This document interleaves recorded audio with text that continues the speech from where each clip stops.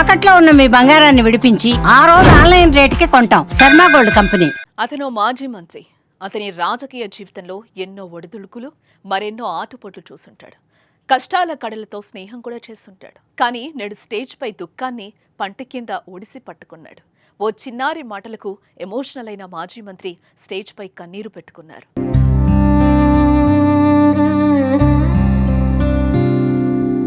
సిద్దిపేట పట్టణంలోని మెట్రో గార్డెన్లో భద్రంగా ఉండాలి, భవిష్యత్తులో ఎదగాలి అనే అంశంపై స్కూల్ విద్యార్థులకు అవగాహన సదస్సు నిర్వహించారు. ఈ సదస్సులో మాజీ మంత్రి ఎమ్మెల్యే తన్నీరు హరీష్ రావు పాల్గొన్నారు. అవగాహన సదస్సులో తండ్రిని కోల్పోయి బిడ్డ చదువు కోసం తల్లి పడుతున్న కష్టాలను విద్యార్థులు పంచుకున్నారు. తమ చదువు కోసం పేరెంట్స్ పడుతున్న కష్టాలను గుర్తించి తాము చదువు కోసం తప్పిస్తున్న పేరెంట్స్ను ఇబ్బంది పెడుతున్నామని విద్యార్థులు ఆవేదన వ్యక్తం చేశారు. తండ్రిని కోల్పోయి బిడ్డ చదువు కోసం తల్లి పడుతున్న కష్టాన్ని కంటతడి పెట్టుకుంటూ ఓ విద్యార్థిని వెల్లడించింది. విద్యార్థిని వేదన విని హరీష్ రావు సైతం కంటతడి పెట్టారు. ఆ విద్యార్థిని దగ్గరకు తీసుకుని ఓదార్చారు. అందరికీ నమస్కారం. నా పేరు సాత్విక. నేను ఇక్కడికి రావడానికి మా అమ్మే కారణం. మా నాన్న సెకండ్ క్లాస్ లో చనిపోయాడు. అప్పటి నుంచి మా మమ్మీ కడుతూ నన్ను మంచిగా చూసుకునేది. కానీ మా మమ్మీని ఊరికే తింటుండేదాన్ని. నేను ఇప్పటి నుంచి మా మమ్మీని మంచిగా చూసుకుంటాను.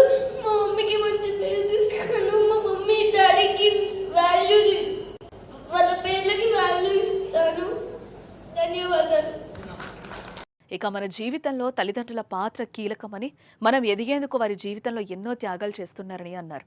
అందుకే ఎప్పుడూ అమ్మా నాన్నల పట్ల ఎప్పుడూ కృతజ్ఞతతో ఉండాలంటూ వారు చెప్పిన విధంగా నడుచుకుంటూ భవిష్యత్తులో మంచి స్థానానికి ఎదగాలంటూ హరీష్ రావు ఆకాంక్షించారు. అమ్మా నాన్నల గౌరవాన్ని మనకు అర్థమయ్యేటట్టు చెప్పి, వాళ్ళ విలువ మనకు తెలిసేటట్టు చెప్పి, మనందరికీ కళ్ళు తెరిపించినటువంటి గురువు గారికి కూడా మనం చప్పట్లు కొట్టాలా వద్దా? కమాన్, ఎంత వెళ్ళే కదా, ఎంత బాగా చెప్పింది రంజిత్ మనకు. Are you realized or not? అందరూ రియలైజ్ అయ్యారా? The value and the importance of parents and the teachers. You understood? Can I expect behavioural change from today onwards? ఈ రోజు నుంచి మీ అందరిలో మార్పు చూడొచ్చా నేను? ఎన్ని రోజులు ఉంటుంది ఈ మార్పు?